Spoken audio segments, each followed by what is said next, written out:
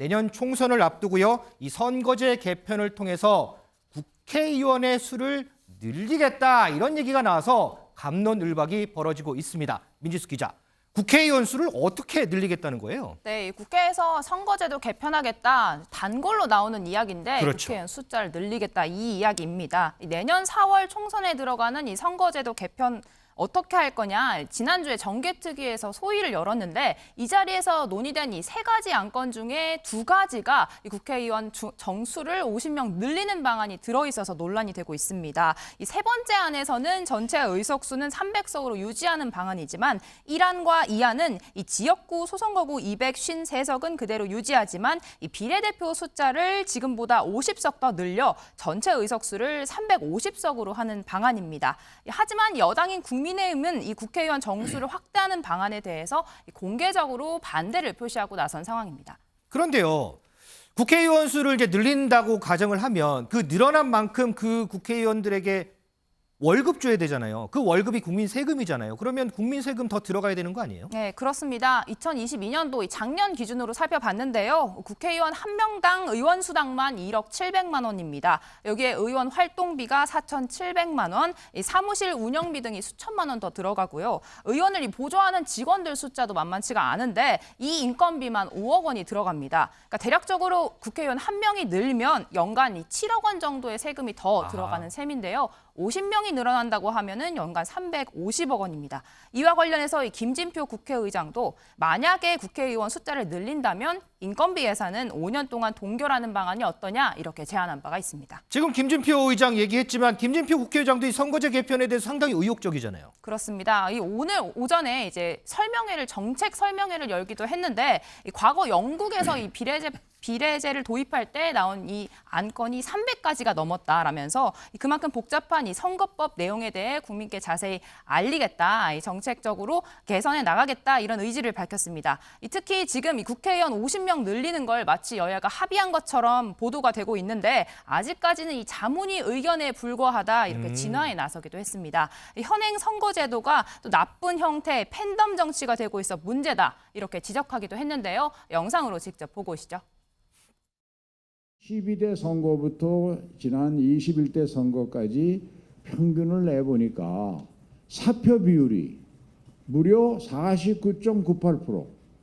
그러니까 국민이 찍은 그 표의 반은 전혀 선거 결과에 안 나타난 겁니다. 253명이 당선되는 그 선거에 의해서 국회 구성 자체의 출발이 그렇게 시작되니까 국민의 의사 절반을 무시해버리고 나머지 절반만 가지고 국회를 구성해서 정치를 하니까 정치가 출발부터 왜곡되는 것입니다. 그래서 이 문제가 상당히 심각하다. 여기에 SNS를 통한 국민의 자유로운 정치 의사 발표의 기회가 많아지면서 나쁜 형태의 팬덤 정치와 결합해갖고 소위 말하는 진영 정치, 팬덤 정치가 가장 나쁜 형태로 나타나는 그저의 이 선거제도가 작용을 하고 있다.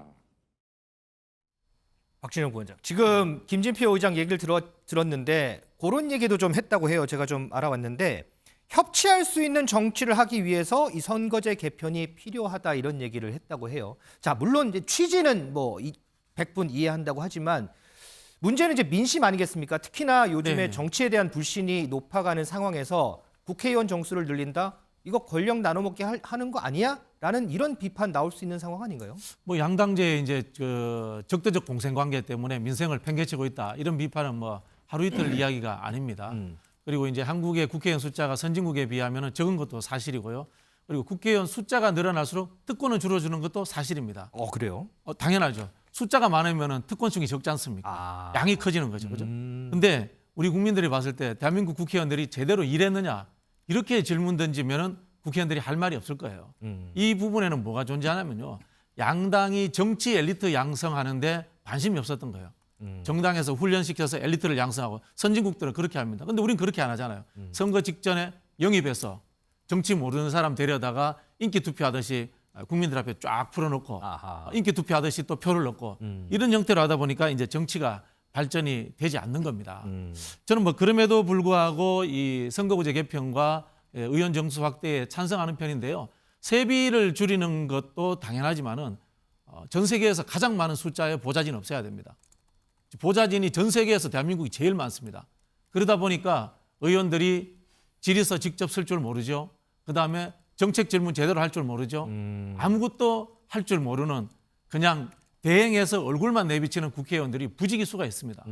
그런 측면에서 저는 전반적인 개혁을 하되 그것은 첫 번째는 정당 개혁을 통해서 정치 엘리트가 양성되도록 해주는 것. 그리고 또 우리 국민들도 정치권에 대한 시각을 좀 바꿀 필요가 있어요. 예산 낭비한다고 이야기하지 않습니까? 네. 근데 우리나라 정부 예산이 한 600조 가까이 됩니다. 정책 실패로 낭비되는 예산은 그 예산의 몇백 배가 될 겁니다. 사실은 국회의원이 하는 것이 뭐 표현이 그렇습니다만 와치독의 역할을 하는 겁니다. 이 행정부를 견제하고 감시하면서 행정부 예산이 잘못 쓰이냐 못 쓰이냐 그거를 감시하고 있는 거거든요. 근데 그게 이제 국회의 기본 그 개념 그렇죠. 아니겠습니까? 그것을 시행하는 데 있어서의 지금 예산이라든가 세비는 결코 헛돈이 아니다. 그리고 국회의원들이 헛돈이 아니도록 잘해라. 그 말씀 드리고 싶네요. 자, 그런데 윤석열 대표 여권에서 나오는 얘기를 들어보면요. 자, 홍준표 대구시장이 이런 얘기를 했어요.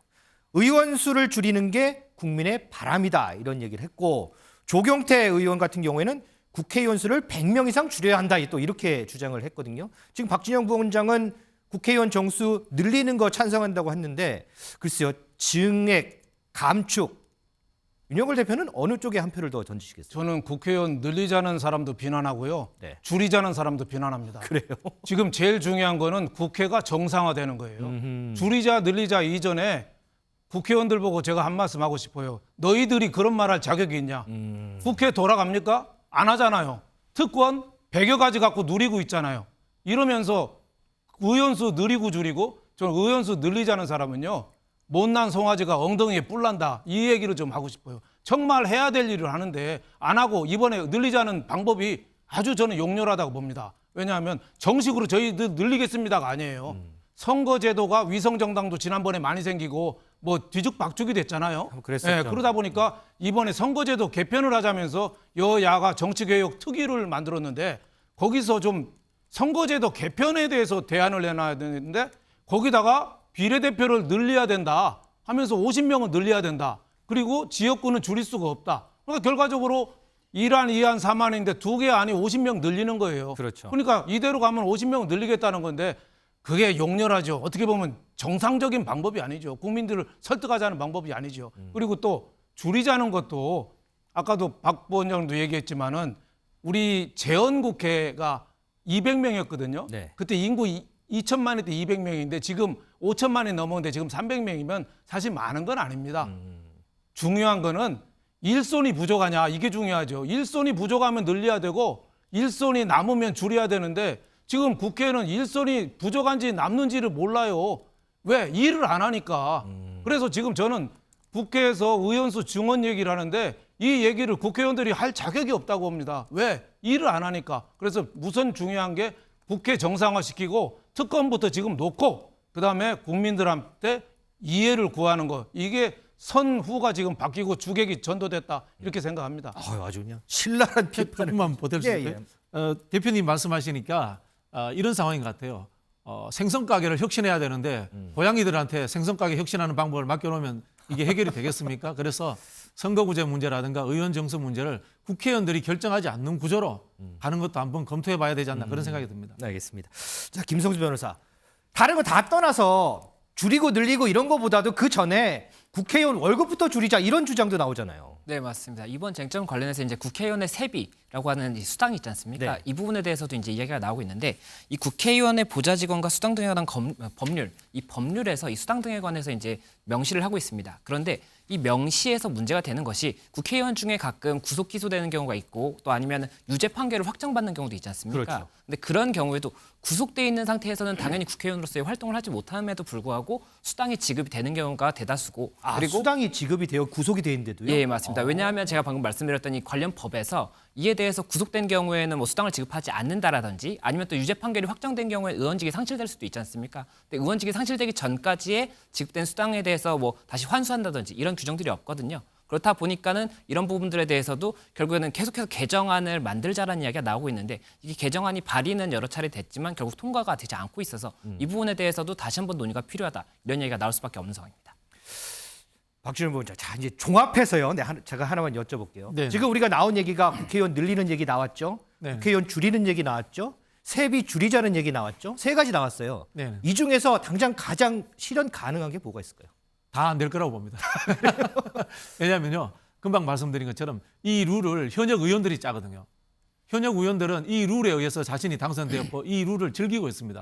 그런 상황에서 기득권들이 룰을 다시 짜는데 자기의 기득권을 내려놔야 될 이유가 없죠. 그래서 저는 논쟁하다가 여론 눈치 보다가 그냥 슬며시 끝날 것이다 이렇게 예측합니다. 그럼 윤영걸 대표 짧게 예. 셋 중에 가장 실현 가능성 높은 거 뭐라고 보세요? 저도 뭐 박 부원장하고 생각이 비슷합니다. 늘리고 싶은 생각이 드는데 늘리기는 쉽지 않다고 봅니다. 국민들이 지금 화가 많이 나 있거든요. 국회가 너희들이 제대로 하느냐. 지금 선거제도는 미래를 위한 개혁이 되어야 되는데 국회의원들 너희들 밥그릇 때문에 선거제도 바꾸려고 그러냐. 이 여론을 어떻게 감당할 수 있겠어요? 그래서 결국은 저는 좌절하리라고 봅니다. 자, 지금 저희 패널들 얘기 딱 종합을 해보면요. 물론 선거구제 개편도 중요하죠. 그런데 떨어진 이 정치권의 신뢰, 이거부터 좀 회복하는 방안부터 좀 생각을 해보면 어떨까 이런 생각을 좀 해봅니다.